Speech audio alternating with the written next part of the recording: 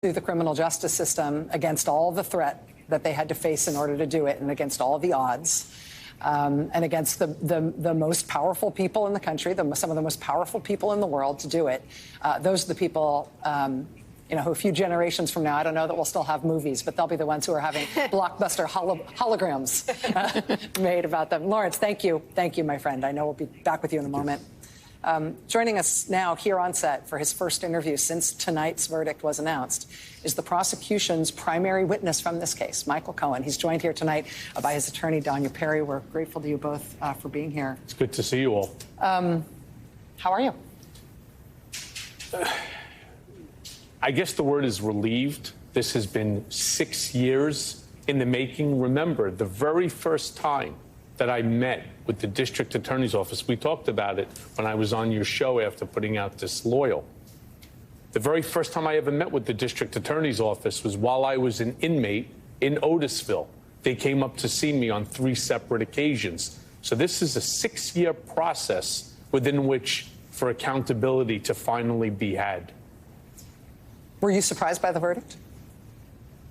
No, I was not. I've been on so many of the shows on here on MSNBC, and I've told you all along that the facts speak for themselves. The documents speak for themselves. I've listened to so many pundits come on the various shows, including some of the hosts talking about X, Y, and Z. They couldn't be further from the truth. And I would have conversation with my lawyer, Danya, on a regular basis, and I would say, I don't understand it. I just don't understand. How come they don't see the same things that we're seeing?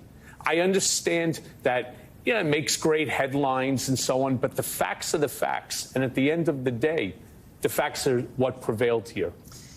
You mentioned the time frame and what it's been for you. Before tonight, there was this criminal scheme that had been described by prosecutors, right? This illegal conspiracy to influence the election, payments to benefit the campaign, laundered through the Trump organization, booked falsely as funds for something else. It's been described by multiple prosecutors. But before tonight, there was exactly one person who had gotten in trouble for this scheme.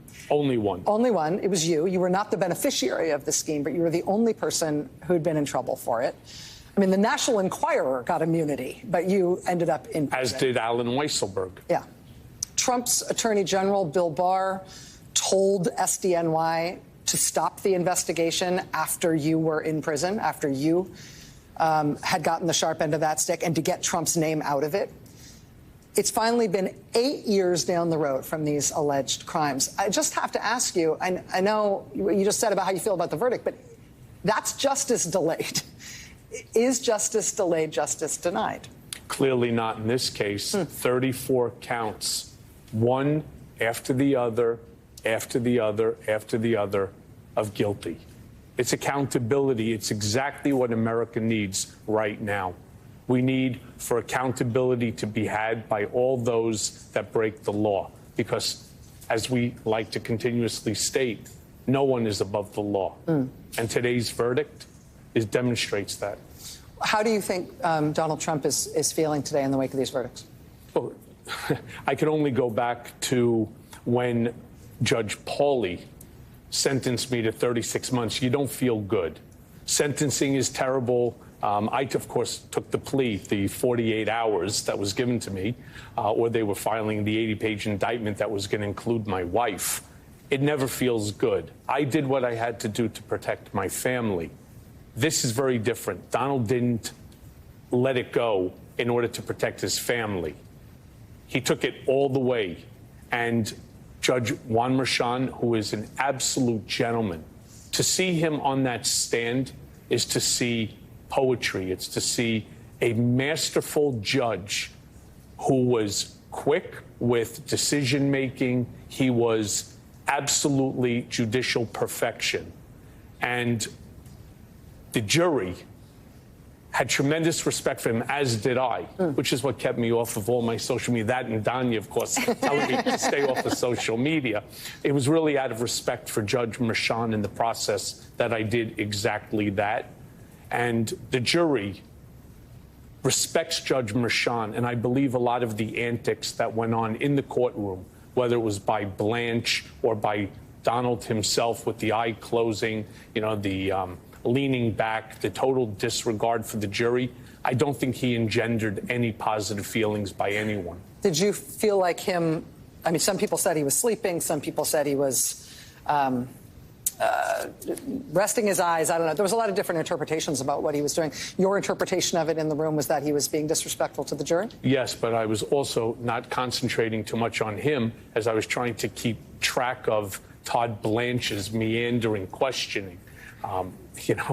That was very different. It'd go from 2016 to 2018, 2019, 2020, and trying to keep track of the dates and the events when you have that type of a meandering questioner is not an easy process. Did you?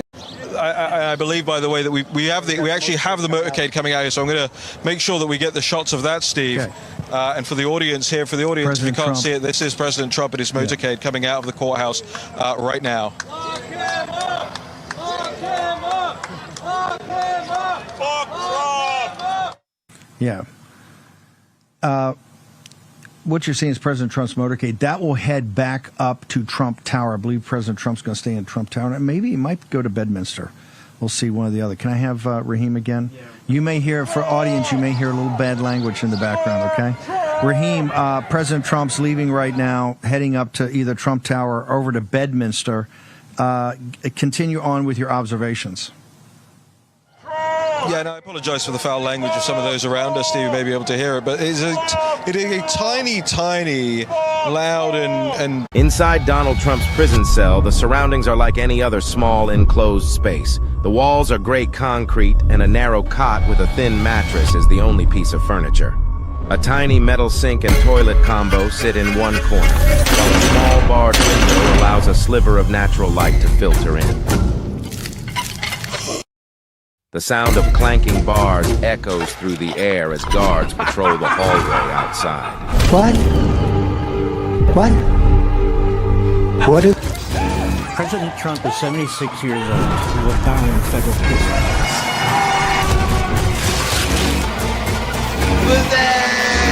Trump spends his days pacing the limited floor space. The once powerful man now finds himself in a place of confinement. Are the Trumps gurus? Are they sort of business people? They got a business past? Did Daddy Trump at one stage used to be somebody that was giving out business advice on a TV show called The Apprentice? Or have I got that wrong? He's now known as a convicted felon. Surely that can't be the same person. Anyway, I thought those who do business have one golden rule sometimes: to take their time before they come to a decision or a reaction. Sleep on it could be an expression. You know what I mean? 40 winks, we'll get back to you in the morning. In Dumb Trump Jr.'s case, clearly that message hasn't got home. Never it's like, grab his phone and whinge. Seriously? Does he really think whining into his phone for a few likes on social media is going to sort the situation out? Methinks not. But hey, what do I know? Obviously, just a sad day for America. Crazy what's going on in this country. Obviously, probably wasn't expecting anything different out of this jury with this biased judge whose daughter's profiteering from this stuff. My father's not allowed to talk about the people. Michael Cohen, who's lied to every congressional body, every banker, every press, his own wife, went to jail for lying, is a upstanding citizen who probably told the truth on this day. Well, the one time he told the truth, folks, it was this time. Absolute freaking insanity. But I'll say this, the Democrats have succeeded in their years-long quest to turn our country into an absolute crap hole. They've done that. They've been trying for a long time. There's literally no other way about it at this point. They've tried for a long time, and they're getting it. We are getting exactly what these people have voted for. And it's not going to work out well. If you think they can do it to Trump, they can do it to anyone, okay? I'm going to be going, I'm going to go up now to my studio. I'm going to get on Rumble for my podcast. we have to be willing to fight back. We need to be subpoenaing Judge Merchan and his daughter. We need to understand what are the connections between big Democratic money and this sham prosecution. Did George Soros ever talk to Alvin Bragg about using his power to go after Donald Trump? We need to get to the bottom of it, and when we find wrongdoing, we need to be willing to actually punish it. That is the only language that I think these people are going to understand, is that if they do this, if they turn the American system of justice into... The verdict is now being read. As you can see on the screen here, count 1, guilty. Count 2, the former president found guilty. Count 3, guilty. We await count 4 here.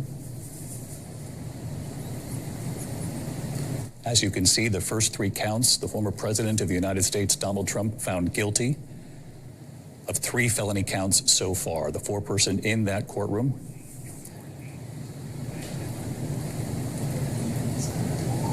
Count 4, guilty. Count 5, guilty. Count 6, guilty. As we continue to enter in what we're learning from the courtroom, it's our belief that first 19 counts, I'm being told, the former president has been found guilty of.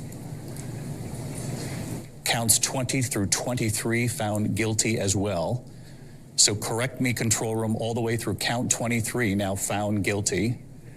We are now up to count 26 and count 27 found guilty as well. So again,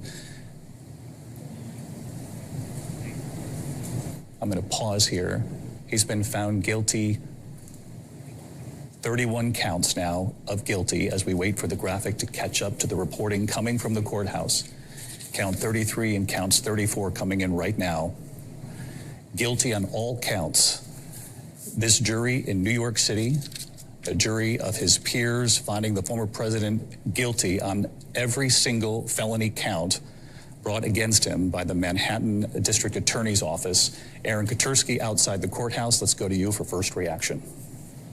An incredible verdict on this day in May, late May. The former president of the United States convicted as charged. 34 counts of falsifying business records. And David, as the crowd outside this courthouse found out, a big cheer went up from opponents of the former president who had been massing in the park across the street from the courthouse. Just a whooping cheer, and they continue to make a lot of noise. There have been supporters of the former president here as well. It looks like many of them are hanging in there, but are remaining silent as the former president has been convicted on all 34 counts of falsifying business records.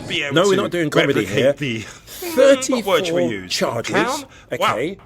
You think I'm being polite? Every single one of them. Or you think I'm being sarcastic? The jury found in comparison to the man on the bike.